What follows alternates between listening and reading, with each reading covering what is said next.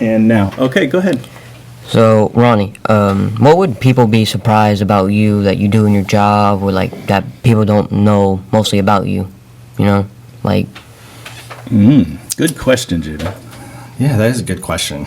I'm usually a pretty open book, so I mean, I pretty much lay it all out there. Typically, things that people don't know about me, or people that they would be surprised. We heard you like the beach. That's what we heard. Well, I do love the beach. Who doesn't love the beach? I mean, it's very, but yeah, I travel to the beach with my family every year. We love that. Things that you wouldn't know about me. Let's see. People would be surprised. I'm a big Lizzo fan. Really? So I love Lizzo. Yeah, she's like I saw her in Nashville. Right? Yeah, yeah, I did. That's I saw awesome. her. Actually, I'm a big fan too. See, so our age demographic, I know. that's surprising, right? Yeah. So yeah, she's fantastic. She is. I did joke that I think that in some ways, Lizzo is to 2019 what Bismarcky was to 1990. So. Bismarcky, I don't know if you guys don't know. Yeah, you should look it up. Right. You look up, and he had a song that was like this huge hit. And it's "You Say He's Just a Friend," and he cannot sing. I don't know if y'all know this. He is not a singer, and so when I listen to like Lizzo's "Truth Hurts," for example, she's not like the greatest vocalist, right? You know, so we're so like consumed by that. Her lyrics are amazing. Yeah, so it's like, to me, it's like somebody who, not the best vocalist, but has captured kind of the culture of the moment. And I think Bismarcky did that way back in the day when I was the age of your students. So that's my... I need a fact checker on that. Yeah, one, right? fact check. On that. Maybe it was 1991 when Bismarcky was there. I'm actually surprised. Ronnie, in 2013, you were also awarded the Dr. Samuel Robinson Award for Outstanding Leadership, Commitment, and Service. You have known a lot of motivational speakers. I know this personally because you brought them to some of the conferences we had. Outside of family, who inspires you? Oh, my gosh. Outside of family, who inspires me? Who inspires you? Who out there that you just could sit and listen to, or you'd follow anywhere? So right now, can I get political? Please, just a little bit? We're going to later on. So yeah, it's coming up in so right now, I have like the hugest political crush on Mayor Pete. Okay, who's the mayor of did South great last Bend, night Indiana. in the Did debate. An amazing job last night. Amazing. He's going to be in Louisville on Tuesday. Saw that. I'm going to that, so I'm really excited about that. I think he's young. He's 30. I think he's 37. 37. Yes. So very young. Former military. Has been a mayor of South Bend, a city of about 100,000 people in Indiana. As candidate for the Democratic nomination for president. Incredibly impressive. I mean, I've never experienced in my lifetime, I don't feel like, that someone who is as intelligent and heartfelt and sincere as he is, who is really, I think, pushing the boundaries on what it means to go into public service. So I think that's that's I exciting. could listen to him a lot. Yeah, okay, that's and good. do a lot. Yeah. I just finished his book. Read his book over the summer, which was I think it was Short Way Home. Is there Long Way Home? One of those? Yeah, maybe Long Way Home. I forget, but that's who I that's who I like to listen to and kind of see what he has to think on things. I'll brag on our class a little bit. We do politics almost every day, and so all of our students have picked two Democratic. We would do Republican too, but there's only one or two there. So they pick candidates and research them and talk about them, and we keep them updated. So who's got Pete Buttigieg? Who they each picked two. Oh, good. There we go. So I got Bernie, but that's who I'm going to take. But okay. Yeah. Feel the burn. But all right, you can have Bernie. Yeah, yeah. He's a little old for some people. I know. Yes, and does a lot of shouting. But Ronnie, we heard that you enlisted into AmeriCorps. Who or what inspired you to enlist in AmeriCorps, and how was your experience there? Sure. You're taking me back. This is Yes, a long we time are. back. Yeah. So when I went to college, some things that I knew. So I knew early on that I was going to go to college and that I wanted to go to college. I didn't really know how to do that or what that meant. And no one in my family had ever been, and I didn't understand what that process was like. So you also know that I applied to one college, and it was the college I wanted to go to, and I thought that's how it worked. Berea, right? So I applied to Berea, and I got accepted, thank goodness, because I didn't have any other backup plan. I didn't know that colleges could turn you down. That's how ignorant I was about the process. I just didn't know. I thought kids pick which college they go to, and then they sign up there, and then that's where they go.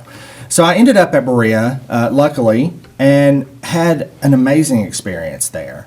Berea, those of you who don't know Berea College, provides a full tuition scholarship to all of their students who attend there, so there's no tuition for any student, which was the only way that I could afford to go to college at the time. And so I went there, had a great experience, but I was involved in a lot of service. So they have a real strong service component where they encourage students to get involved in finding what needs are in the community and then working in some way to address those. And so throughout my career at Berea, when I was a student there, I had lots of volunteer opportunities. I volunteered with Berea Buddies, which was a mentoring project and tutoring project for teenage boys of single parents. And so I had a kind of a protege that I worked with throughout my 4 years there. And then I also did a lot of other stuff through student government and all of that. So I knew that service was something that was really important to me. And when I graduated from Berea, I immediately went to our director of service learning at the college and said, let's talk about what you think could be next steps for me in meeting what I thought was a calling. You know, it's like, how do I provide service, and what could that look like? And it just so happened that AmeriCorps at that time was a new program that was Who started created by Bill Clinton. Okay, all right, that's right. When he was president, as a new kind of Peace Corps, it was a domestic Peace Corps, so modeled after, I think, JFK, who created the originals, I think. He did, yeah. Good. And so it was kind of that domestic part of that. And so we talked a lot about what that opportunity would look like. And I'm going to be honest with you, there were lots of opportunities nationally about where I could go and what I could do. But I was also, at that point, I was 21. I wasn't sure exactly what I was capable of. Right. You know, and there was a lot of fear. So I picked a program that was relatively close to home. So I stayed in Kentucky and did AmeriCorps in Pike County. Okay. And I worked We with tried to find where you were. We couldn't. Yeah, it was in Pike County. It was with the Appalachian Self-Sufficiency Program. So I worked with, at what was at the time, it was the Social Services Office with the welfare and food stamps.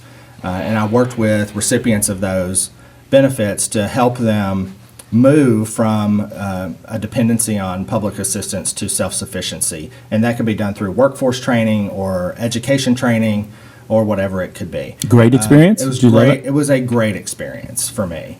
So I lived a year in Harold, Kentucky, Harold, which is Kentucky. right on the borderline, Betsy Lane, between Pike and Floyd counties. So it was really exciting for me to be able to do that, and I loved the experience. And it created didn't just fulfill the need of wanting to do service, but also created an additional drive of what do I do next, and how do I continue being useful in some way more than I am. And so that's kind of where that started. But I would do it again. It was fantastic. Is the program still going? The program is still going. Is it? yeah. Okay. wow. Yeah. All right. Well, that kind of goes into our next question. If I may say so, you're fairly young.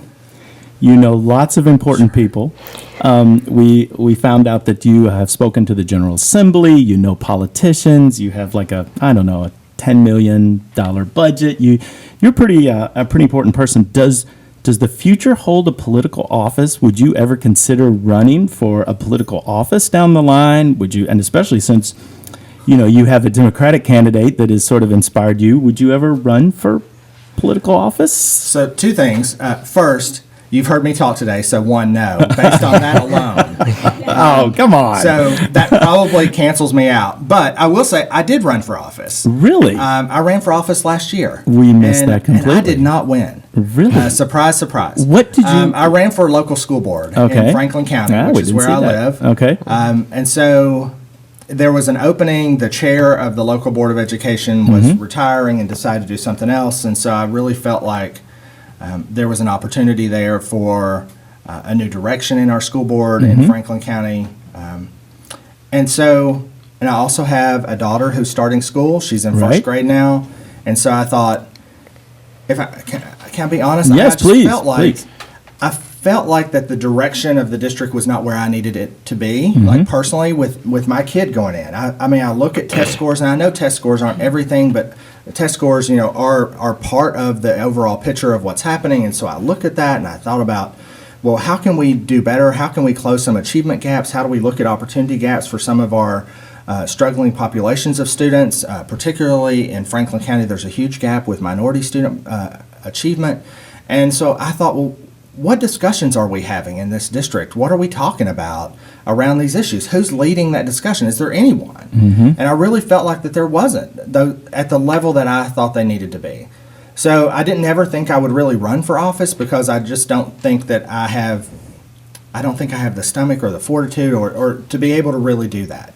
And to bite your tongue when you need to bite your tongue, and to do all of those things that I felt like probably wasn't me. But I also had this urgency, this sense of urgency that I felt like something needed to be different than it was, and there was an opportunity to do that. Would you do it again? So I would not do it again. No, really? No. I lost pretty miserably. And not for lack of working. I went out all the time, canvassing. I went door to door. I shipped out everything, all the information.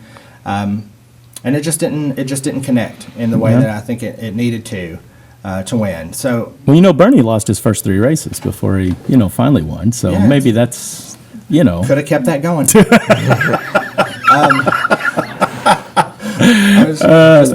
But yeah, so I don't think I would No, run again. not again. I feel pretty burned by the process Really? and Yeah. by kind of recognizing what it takes to do that. I think I would have enjoyed the job. I think I would have been beneficial to the district. But things don't always work out the Yeah. way that you think that they will. And Well, so now I'm like, I think maybe I've given governor it a next shot. time. Yeah, well, No. yeah, that's exciting. We didn't No. pick up on that, but it would seem a natural with your connections. Well, I thought so Yeah. too. But it didn't happen. Thanks Thanks for opening that Yes, one. yeah, right. It was a year ago. It was a year ago in November. Yeah, I'm I just didn't now mean to getting throw. over Right, it. right. Sorry Yeah. about that. I'm not bitter at all. Well.